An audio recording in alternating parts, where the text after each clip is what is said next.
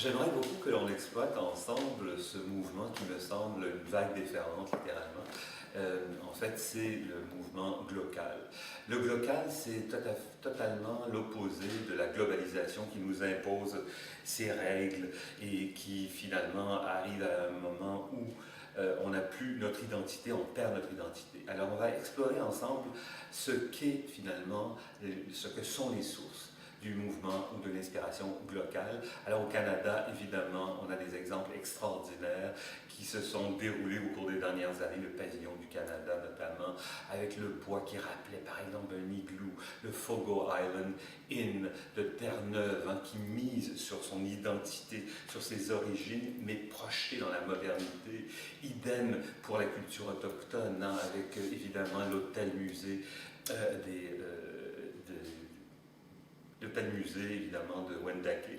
Ça va de soi avec la culture autochtone, mais amené complètement dans la modernité, mais on sent les racines, les origines de Charlevoix aussi, notamment, avec l'hôtel La Ferme, et puis bien sûr l'auberge Saint-Antoine. Alors tout ça fait en sorte que on raconte une histoire, on vient de quelque part, on rayonne sur le plan local, mais pour mieux rayonner ensuite et s'attaquer au monde entier.